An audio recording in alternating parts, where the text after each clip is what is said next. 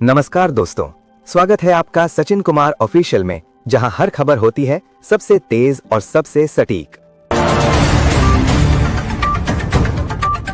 भारत और ईरान के बीच आज एक अहम कूटनीतिक बातचीत हुई, जिसमें चाबहार पोर्ट के विस्तार और व्यापार बढ़ाने पर चर्चा की गई।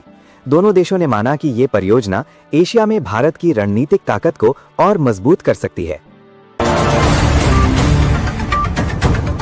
रूस ने एक बार फिर भारत को अत्याधुनिक फाइटर जेट तकनीक साझा करने का प्रस्ताव दिया है। माना जा रहा है कि ये ऑफर भारत की वायुसेना को और मजबूत बनाने के लिए बेहद अहम साबित हो सकता है।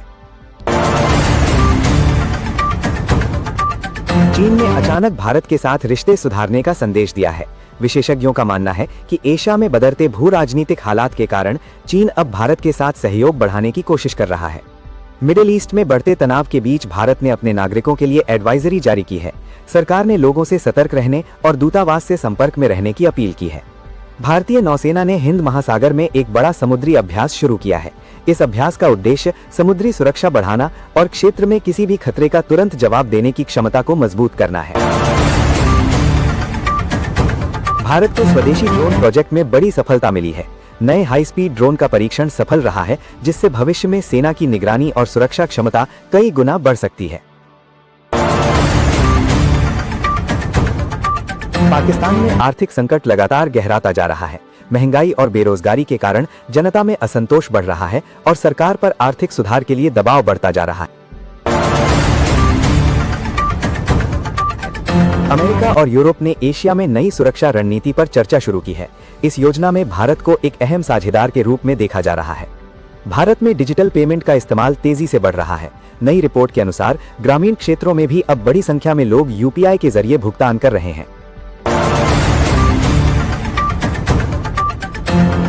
भारतीय अंतरिक्ष अनुसंधान संगठन ने अपने अगले मिशन की तैयारियां तेज कर दी हैं। ये मिशन अंतरिक्ष में नई तकनीक का परीक्षण करने के लिए बेहद महत्वपूर्ण माना जा रहा है। दिल्ली में प्रदूषण को लेकर फिर से चिंता बढ़ने लगी है। विशेषज्ञों का कहना है कि अगर समय रहते सख्त कदम नहीं उठाए गए तो आने वाले दिनों में स्थिति और गंभीर हो सकती है।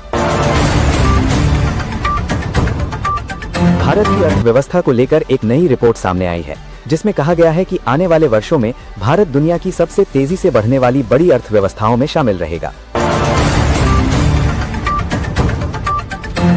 भारतीय रेलवे ने यात्रियों के लिए नई सुविधाओं की घोषणा की है। जल्द ही कई ट्रेनों में आधुनिक कोच और बेहतर सुरक्षा व्यवस्था लागू की जाएगी। उत्तर भारत में मौसम अचानक बदल गया है। कई इलाकों में तेज हवाओं और हल्की बारिश के कारण तापमान में गिरावट दर्ज की गई है। भारत की सीमा पर सुरक्षा व्यवस्था और कड़ी कर दी गई है। सुरक्षा एजेंसियां हर गतिविधि पर नजर रख रही हैं, ताकि किसी भी संभावित खतरे को तुरंत रोका जा सके। दुनिया भर में आर्टिफिशियल इंटेलिजेंस को लेकर चर्चा तेज हो गई है। कई देश अब इस तकनीक के सुरक्षित और जिम्मेदार इस्तेमाल के लिए नए नियम बनाने पर विचार कर रहे हैं। भारतीय शेयर बाजार में आज उतार चढ़ाव देखने को मिला। निवेशक वैश्विक हालात और नई आर्थिक नीतियों पर नजर बनाए हुए हैं। भारत में स्टार्टअप सेक्टर लगातार तेजी से आगे बढ़ रहा है। नई कंपनियां तकनीक और नवाचार के जरिए वैश्विक बाजार में अपनी मजबूत पहचान बना रही हैं। खेल जगत में भारत के खिलाड़ियों ने अंतर्राष्ट्रीय प्रतियोगिताओं में शानदार प्रदर्शन किया है। इससे देश में खेलों के प्रति उत्साह और बढ़ गया है।